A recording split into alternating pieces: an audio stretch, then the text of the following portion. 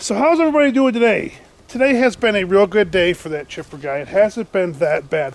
What we got going on today, I kind of tore into because I was getting a wee bit frustrated. So I kind of tore into it a little bit early probably, but that's fine because it actually worked better without it, which is very, very surprising. So what I did, I was waiting for a truck and I had a problem with feeding wood into the chipper, and we haven't had the problem before, so we got it back. It didn't quite feed right.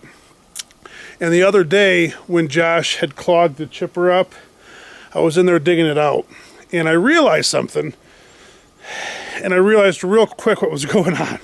So I'll explain to you what happened, why it happened, and a couple different ways how we're going to fix it. I don't know exactly what we're going to do yet, but what happened was this right here is a feed wheel, and that right there is another feed wheel, and this one is the last one before your chipper disc, and it usually ate really well.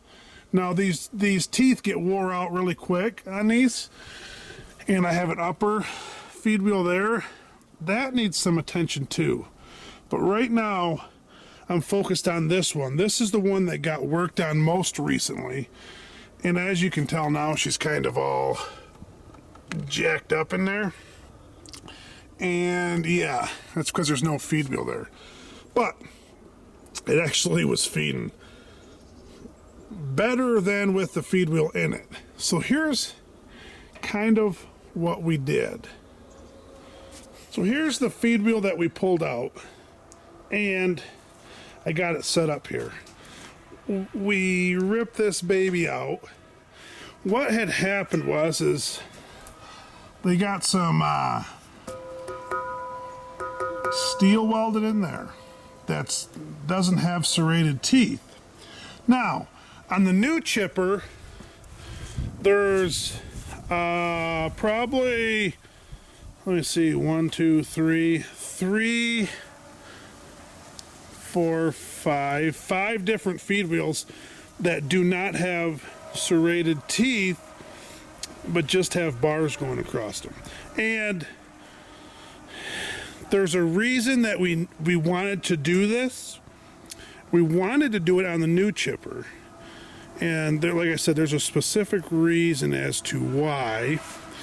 And it got done on the old chipper. And so I didn't know it was done on this chipper. I just knew it wasn't feeding the greatest compared to what it was before. So they had done what we wanted done on the new one, on this one, thinking that it would help our situation out a little bit. And it did the total opposite effect. I think we're trying to just get the best chip we can, and we're trying to just try different stuff all the time, even though we've been running that chipper for years and years and years, and that model for over 24 years, 23 years. So we're always trying to produce something better and the best chip possible. So we put these on here, and once I seen it, I knew why it wasn't feeding good. The wood here is just beautiful. I mean, absolutely incredible. So it should just be flying through there, and it wasn't. And once I seen it, I knew what was going on. So what we have to do is I called in the JJ crew, Josh and Josh, and they're going to come over. They just got done with their load, and I'll have Josh, the good Josh, look at the best option for this, whether to cut this bar off, which isn't going to be easy, or try to cut teeth into it maybe. I don't know. I'll talk with him. He's a smart fella, and try to see what he thinks. I think there's another one of these. Well, there's multiple ones down to the shop. But the problem is to get the other one, you got to do all this stuff to it. And I don't like messing with trying to get that bearing, even though it looks like a newer one, if not a brand new one, is getting them off that shaft is absolutely no fun, and I have horrible luck with every bearing I try to get off. So my idea is to hopefully leave this intact and fix it out here.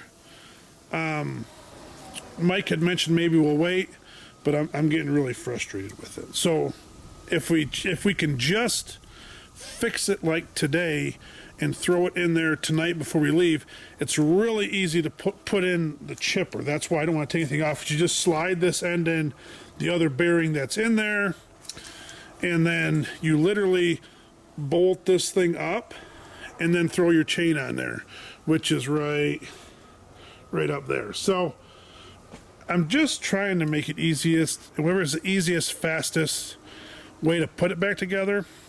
But I'm going to talk to Josh and see what he thinks about what the best option is, because I like to have somebody else's opinion on stuff like this. I'd rather do it right once rather than try to do it 2 or 3 times and have it all messed up. But there's quite a bit of wood out here, so I didn't want to wait any more than I have to change it out and work on it, because it's feeding horribly. So, and here's one reason why I want to get it fixed today if possible, because I got some sticks that are fine in this hole here trying to escape the chipper disc, and I got some that have hit in there. I don't want to ruin no wiring. It's not ruined yet. I just don't want to. You know what I mean? I'd rather not ruin any wiring right off the bat. You can see she's been hit a couple times. That's pretty stout stuff. But we're trying to get this so she'll bite real good and take off. The problem that we're having is, and I've seen it when I run it, and then Josh explained it to me also, is that the trees will go through, and once it clears these 2 feed wheels, because those are just glorious, both those feed wheels are in great shape. Once it clears that, it just stops and won't feed through anymore. And then you shove a couple more in, and then they won't go in. Then it's all clogged, and you got to back it out and get her, moving through again. So you're getting a lot of clogging action, and I don't like that.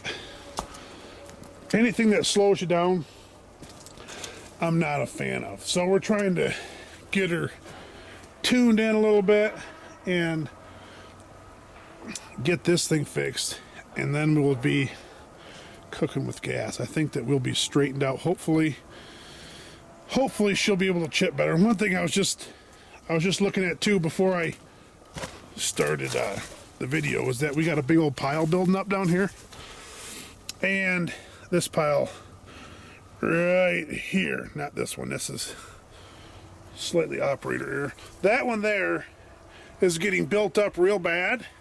And what happens is, I've learned over, this thing was spotless when we sent it away to get work done. I mean, it was spotless. It's actually building up out here too. It's coming out of inside there. It's coming out of in here, and it's running all down here. And what happens is, once you clean it out really, really, really, really well, you remove that plug that's in there, and then it all drains out again. What happens is, if we just leave this alone for this job, pull it out of here, the next job, there won't be any buildup of any garbage in there at all, because it'll finally plug itself off in here. I was just looking at that, because it probably, a lot of comments about pulling it ahead, getting it cleaned out. Probably might have to do that, because she's kind of a little rough, and it wouldn't hurt, but it is what it is. But that's the feed wheel dilemma today. It seems like we're always messing around with some kind of feed wheel. It's just the way it is. But trying to get it to produce the best chip, and also produce it quickly. Production is very important. So if it produces a really good chip and we can get it done a little faster than what we're doing now, that's what we're looking for. So we're trying to get that straightened out. And it was sunshine and now it's snowing out again. I don't know what the deal is.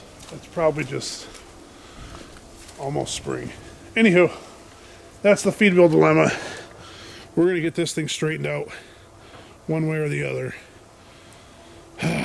Another day.